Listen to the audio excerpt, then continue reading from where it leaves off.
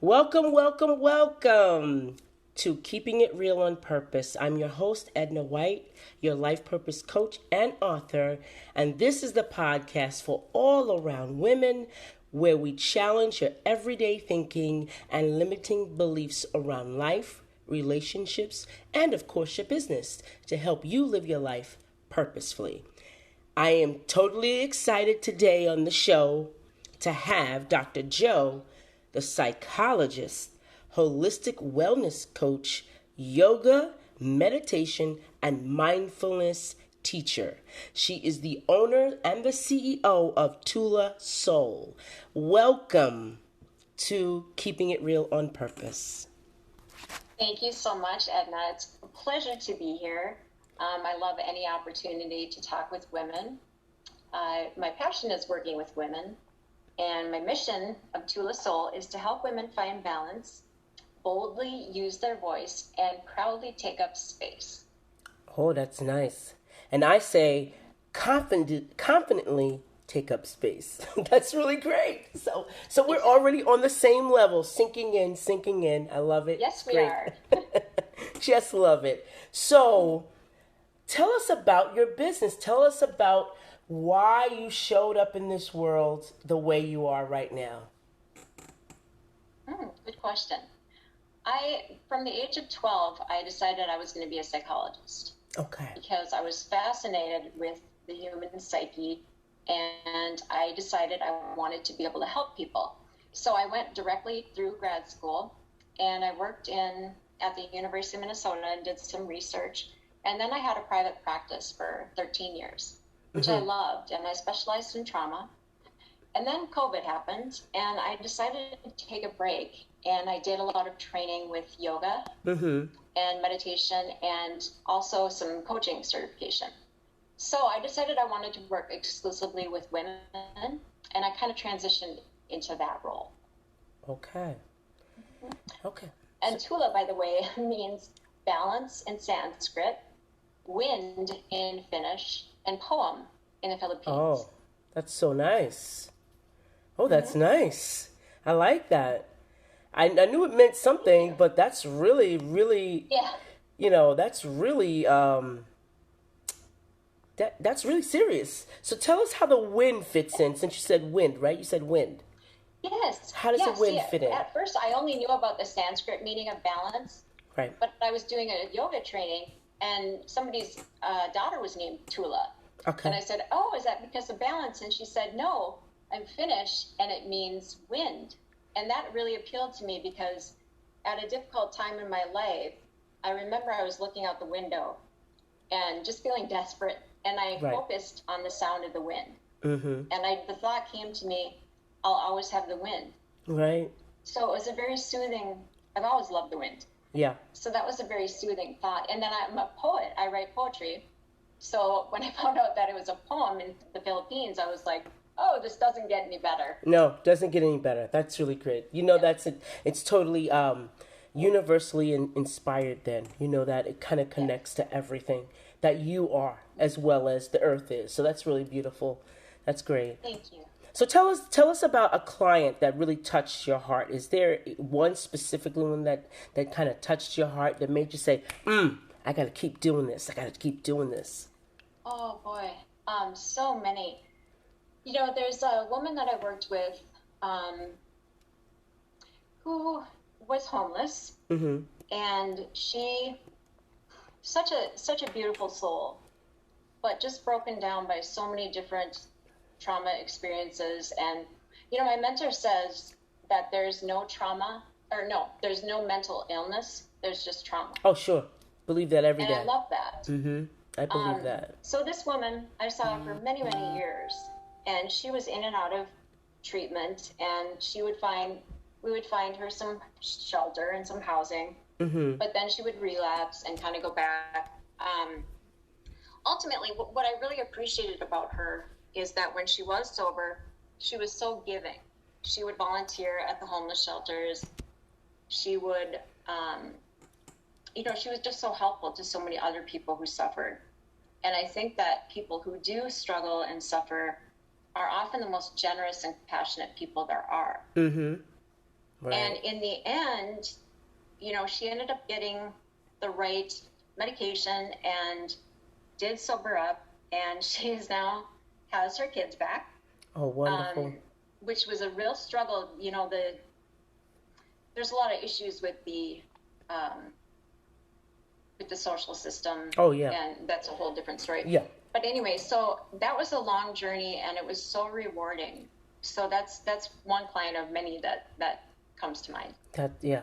That's, I work with the homeless, and Yeah. I often say that, I work with doctors who've lost their jobs and their families, and nurses, lawyers, accountants. Mm-hmm.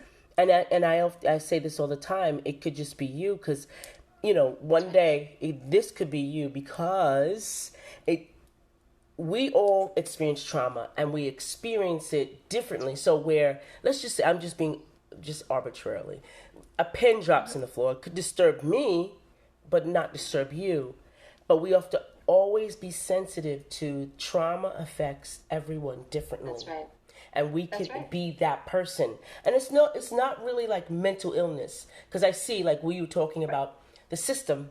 The system automatically says, okay, if you can't get off of an alcohol, there's got to be a mental problem. If you can't do this, it's got to be a mental problem. And they always put you in that mental category, but instead of not, what is your real problem? And I think that's what Yeah. you really honed in with that client of yours. It's like, okay, what is really going on? And losing your family is traumatic. You know, Yes. losing your Very family is much so. traumatic, and then the system is not kind to you. It's No. not set up for like that. And Dr. Phil says you want to be able to solve a problem amongst yourselves. You don't ever want the system to be involved because when they're involved, they're involved. And it takes a lot to gain momentum. So thank Right. you It for often that. causes more trouble. It does. It really does. It's trouble. It's not solving any problems. Is more trouble. I like that. Thank you for Yeah. that. Okay, so tell us, Of like, course. in your field, and you're a psychologist, and I know that you decided this at 12, which is amazing. And I wanted to, my mother asked me when I was 12, I said, all I know is anything that I want to do, I want to have fun doing it. I don't want Yes. to act like it's a drudgery. I get into confrontation. I want to have fun doing. I want to work like I'm on vacation. That's perfect. Yes. I love that. So that's what I believed when my mother said, "Well, you're going to be something great," because I don't know too many people who work on vacation. Yes. So I know, and that's how I feel too. Yeah. It's in your heart, the things that we don't lose, like the fun, the creativity. You can just tell when people are really satisfied with what they're doing. When this entrepreneurial bug bit you, and you were going full force, what did you pull from when you felt really like down, like I don't know if I could go any longer? What did you pull into inside of yourself? Yes, that's a good question too. I think what happened is when I went into private practice as a psychologist, I had just experienced some really terrible fraud at a clinic that I worked for two women, and they ended up having to go through this attorney general. I had to be a Wow. witness. And so I was taken advantage of to a great degree. And I came to the point where I was like, I know what I'm doing. I can do this on my own. And of course, at first it was hard to get clients, but I just believed in myself. I think a lot of my inspiration was my mother. Mm-hmm. She was always, continuing her education. She started as a special needs teacher, and then she continued her education, ultimately becoming a principal of middle school, and becoming an amazing principal who really turned a school around. Mm-hmm. So I always admired that drive for education, and I think that's what kind of kept me going and really believing in myself. Right. And so I knew when I was 12, okay, I'm going to be a psychologist. I never doubted that. Right. I applied to one college, one graduate school. I just kind of knew where I was going. Right. And that confidence comes from a very real belief in my genuine compassion and curiosity and love for people. and real desire to help. Yeah. Okay. And Yeah. then when I decided to do the coaching, I knew that I had the gift to share, and I just figured that I could easily kind of transform my business into Tool of Soul Right. and incorporate the mind, body, spirit Into aspect that. of it Yeah. as well. Into that. So, into all of that, because you answered one of the questions I was going to ask you. Yeah. what one part of it do you want to debunk? You know, a lot of people want to go into psychology. A lot of women. We're talking to women today. Audience, we're talking to women. Yes. So, what would you like to debunk about getting into this field? You know, one thing I would like to say is that we really need more women of color Okay. and to go into this field, because I work with a lot of BIPOC individuals, and I have great experience, and I really, really love working with them. However, I know that I am a privileged white woman. Right. And I think a lot of people feel much more comfortable, you know, let's say as a Black woman, seeing a Black psychologist. Right. And I get that. And I Right. think that there is just a real lack of providers in that area. So I want to just shout out and say, you know, anybody who's BIPOC and interested in this field, please, please keep going, because we really need you. Yeah, I agree totally, wholeheartedly. As I got older, I knew the need for that, because you feel comfortable with those that you resemble. You really do. You feel Yes. much more comfortable. And I remember going to this one doctor, and I was telling them, you know, my history, and she was totally ignoring me. She was writing, you know, looking down, writing, and I'm saying, No. historically, I said, you know, I think that what's going on with me is hereditary, and she's still looking Sure. down. She's still looking down, and she's Yeah. writing something else, and then she's looking over. So I know that she wasn't paying me attention. Then she goes, no. She told me to stand up, and she kind of looked at me. She goes, oh, go with her, and she'll do such and such to you, you know. And I'm saying, but did you hear me? No. So I immediately got up, like really upset. I'm like, I felt like I was on a assembly line. Okay, you know, Yeah. plop Right. the You know, cake as down a- and frost it. Put no matter what the frosting they want, put it on. You know, I felt like Yeah. that, and And it's so dismissive. it is. It really is. I feel like, you know, it's my responsibility to educate myself, and I've done a lot of training. I did a ally workshop with Humanize My Hoodie. I volunteer for them. It's my responsibility to do that work and to have the experience, but I also know that I can be, you know, upfront with people and say, hey, you know, if you'd feel more comfortable working with a Black individual, I'm okay with that. You know, Yeah. you tell me. Right. And to say, you know, if there's something I don't understand, please tell me. I'm not Right. going to be offended. You know, because I just think it's better, because I was teaching, you know, some Black women a certain class, and I just said right up front, hey, I'm white, I'm privileged, I honor that, and I honor your experience. You know what I mean? Rather than not talking about it. Absolutely, and it's total so respect. awkward about it. It's totally respect. It's Yeah. totally respect, and I think we could respect that. I've been going through an experience with where I work, and they don't understand the Black experience, and here I am trying to explain what another Black individual, African American individual would answer to your question, and you know, it doesn't seem to. How do you translate that, since we're talking about that? How do you, as you said, privileged white woman, translate, how do you get that in place within yourself and then be able to actually make it resound with the person that you're talking to? That's important.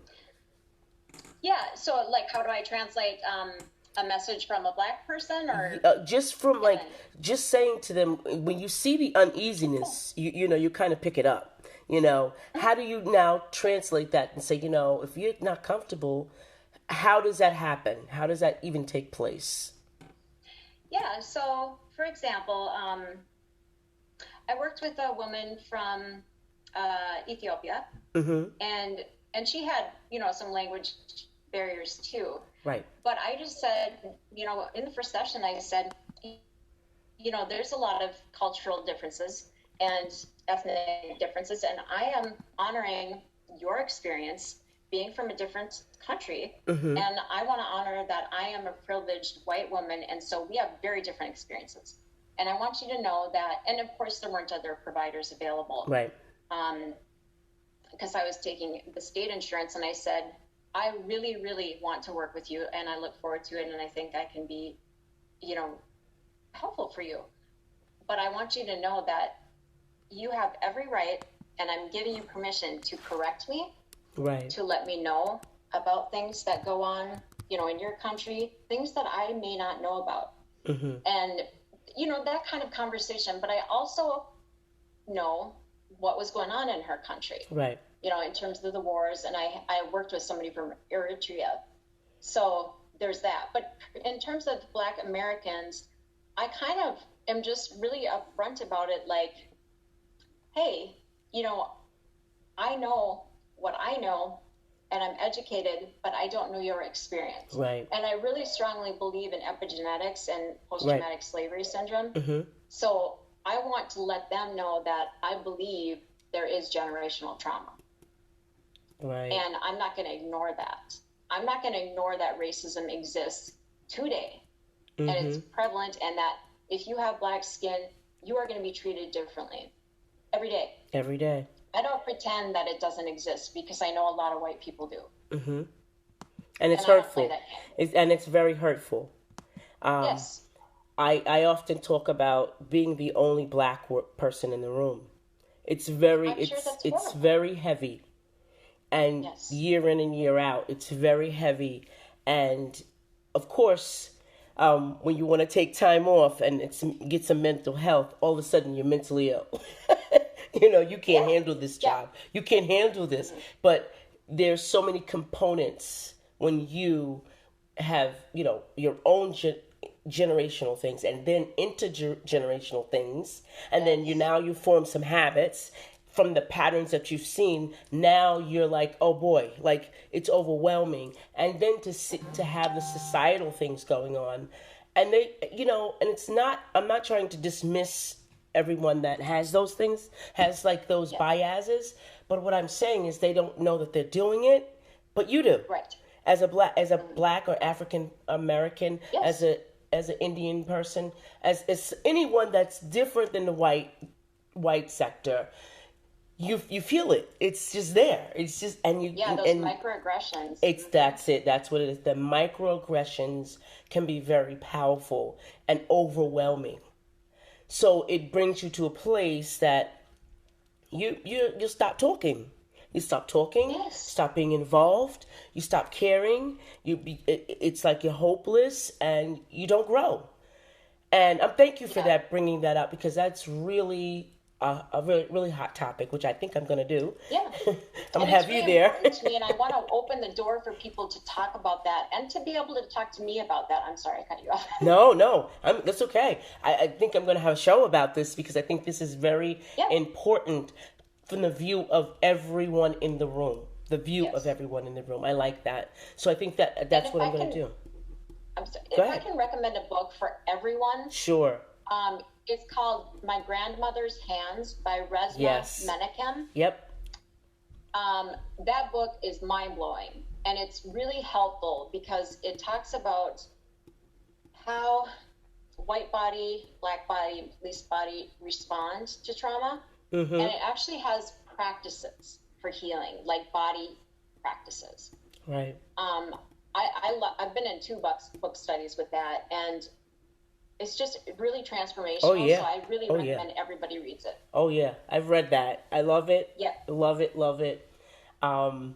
Yeah, so that's a great subject. We could get on to this all day. Yeah. But now we're on. Yeah. This is so great for the audience and I to get to know all about your business and your views.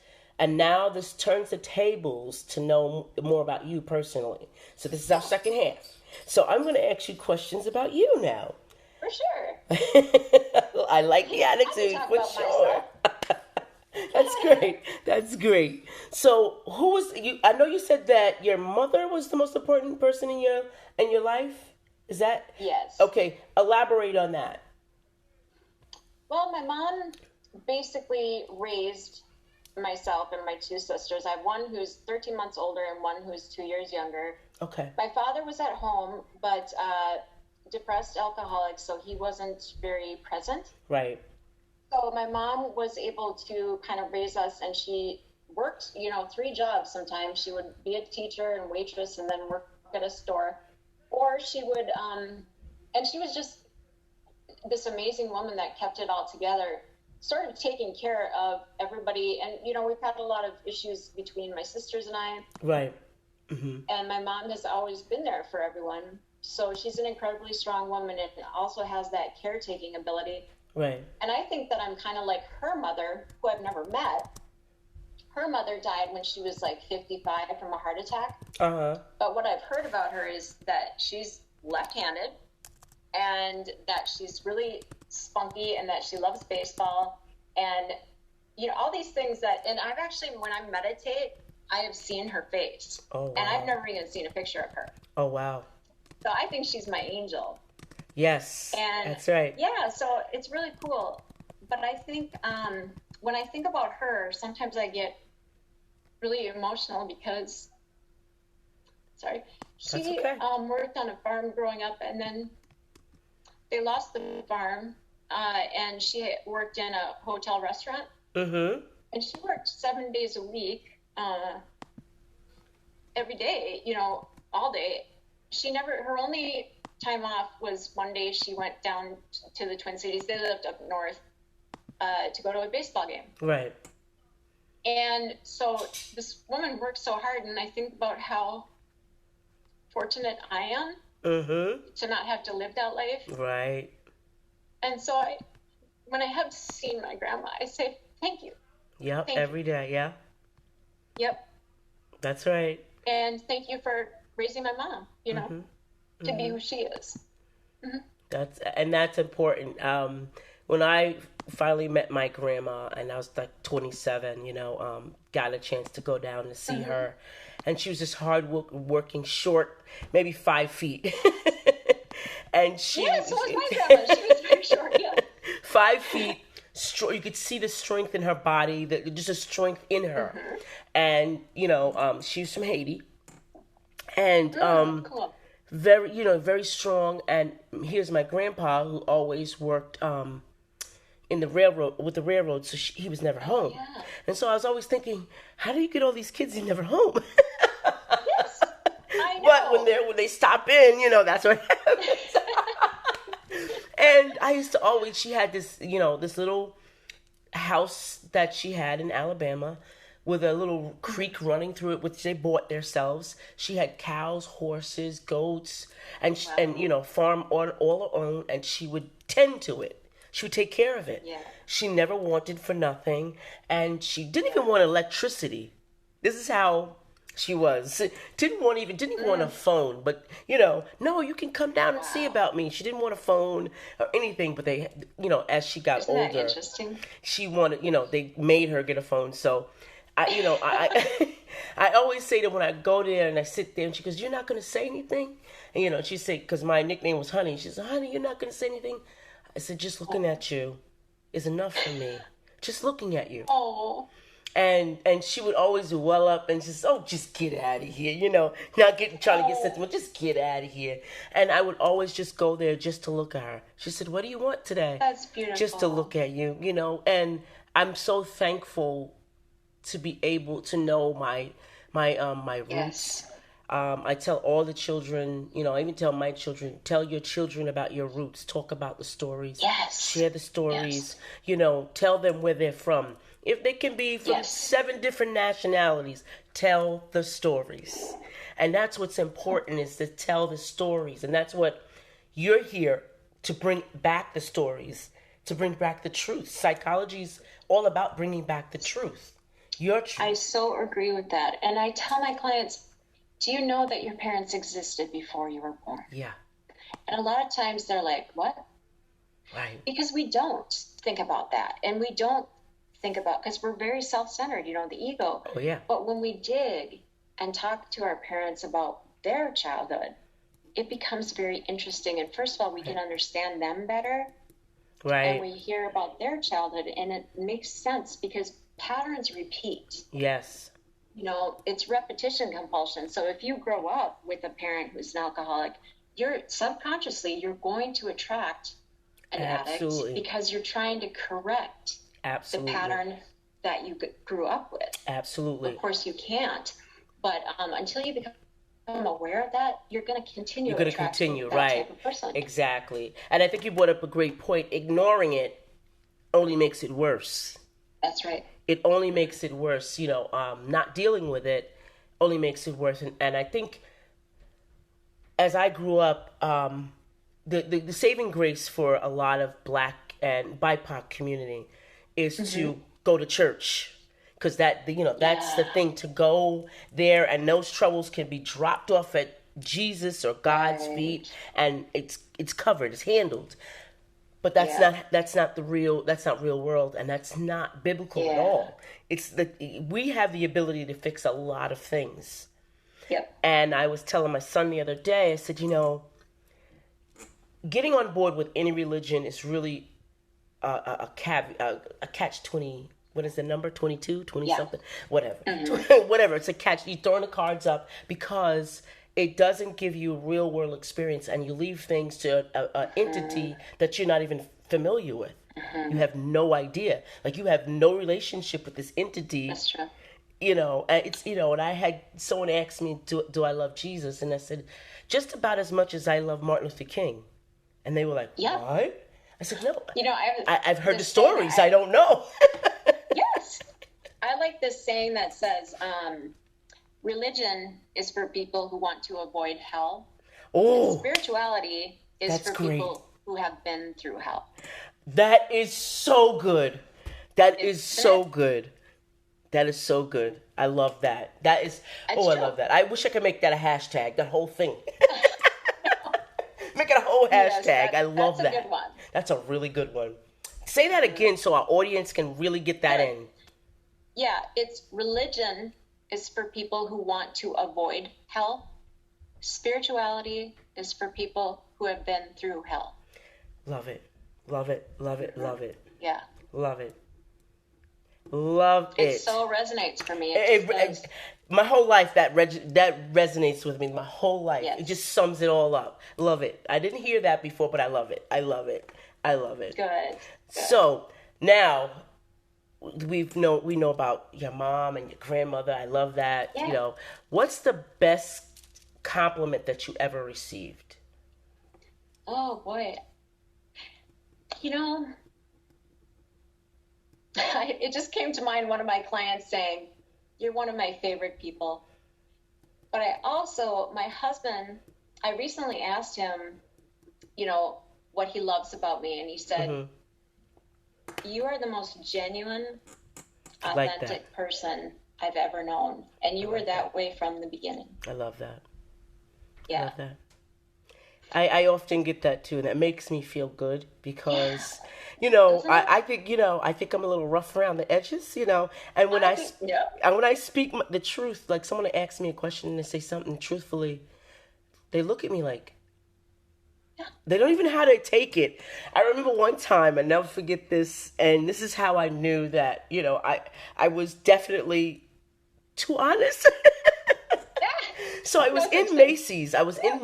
And I guess a lady was trying on a dress, and she was very fair skinned, and she was trying on this purple. Never will forget the color. It was like a royal purple, and so I guess she thought I was working there, And she said, "Excuse me." So she had the dress on. She came out of the dressing room, and she looked in the mirror, and then she spun around. And she goes, "How does this look on me?" I said, "Purple is really not your color. You're too fair. You need something like a blue or a green, but a little down color, because it's too brilliant on you. Like, it's reflecting, and you look pale." And so she's looking at me, and she says, "Do you work here?" I said, "No," and I walked away. See, Edna, that was kind. You were giving her real advice. Real advice. And it was so funny. Because you're being transparent. You're being honest, right? Yeah. And I think so many people are not able to go there because they're not honest with themselves. There you go. That's it. And a lot of people don't have much depth, so they stay on the surface. Yes. And I don't do small talk. I dive. Yeah. I want to know more about people. I want to know. Absolutely. There's this culture where they say, instead of, when you meet and you say, what do you do? Which is so boring, really. Right, exactly. Say, what is your passion? Right. Oh, how do you show up in the world? How do you show up? Yeah. Tell me. And people are like, what? You know what? I show up with, I was going to say guns ablazing, but I don't believe in guns. I show up loud and bright. Me too. Okay? Me too. I used to think that I was too much. Mm-hmm. I thought that I was Me too. Oh my goodness, you were so right. Too loud, too much to handle. But now I am too much. I am. I am too much. I am love. Enough. I am too much information. Yes. I have too much compassion, all that stuff. But I embrace it now. Yeah. Because I have a lot to give. Yes, right. That's great, Dr. Jill. I really appreciate that. So now, what would you pick for your last meal? Oh, what came to mind is Kraft macaroni and cheese. It's just my thing. I don't cook. Well, are you into the new ones, the little containers you pour the water in and it cooks for you? Yes. Are you? Oh, okay. Yeah, and I use those Instacups, so I don't even make that thing. So Kraft macaroni and cheese. Okay, so we're throwing out the name Kraft macaroni and cheese there. All right, we got it. Endorsing. That is really great. I'm curious. That is really, really great. So our final thoughts, what is your best tip you can share with other women in business who are going to be doing any type of business? Believe in yourself and follow your intuition. Yeah. Other people are going to give you advice, but if you tune in to your third eye center, which is between your eyebrows, and to your gut, your intuition, you already know you have all the answers you need within you. Mm-hmm. So follow that. Right. Go with your instinct and just believe in yourself, because as long as you do, you're going to be successful. Absolutely. You are going to be successful. And as long as you're authentic, I'm going to add a little piece because we already talked about it. Authenticity means just really dig deep. Dig deep in yourself. Don't worry about anybody else. Mind your business and dig deep into yourself and find where you are. Because like we just talked about, all people talk. Give you what they think you should be doing. Yeah. Give their ideas, their suggestions, prophecy over you, and it's all wrong. You're the one that creates that. And it takes you being really authentic and original and come and showing up. Well, Dr. Joe, we've had a great time. Thank you so much for being here. Audience, I'm going to tell you, you got to follow Dr. Joe. Dr. Joe, how can they follow you on social media? I don't have the social media, whatever that means. But, I can put my email is joe@tulasoul, TULASOUL.com. And I have some links on there that people can follow. Okay, perfect. And what is anything new coming up? Do you have anything going on in groups? Do. On April 7th, I believe at 1 o'clock to 2, I'm having a Find Peace Within Yourself, just an hour workshop where I will be discussing techniques as well as having a short practice with some gentle yoga and guided meditation. That is terrific. Everybody's welcome to that. Mm-hmm. Okay. And there should be a link on there from Alignable to get information about that. But I'll make sure there's information on my site. I will definitely post all of that information so that you can follow Dr. Joe, audience. And that brings us to the end of the show. Thanks for listening. If you enjoyed this episode and you'd like to help support the podcast, please share it with others, post about it on social media, or leave a rating and a review. To catch up to the latest from me, you can follow me on Facebook, EJW Coaching, from was it Instagram? I'm sorry, EJW Coaching, and on Twitter, EJW Coaching. Thanks again, audience, and I'll see you next time. Remember to always draw abundance, have happiness, and a whole lot of fun. This is Edna White and my guest, Dr. Joe, saying goodbye for now. Thank you so much. Thank you, Edna.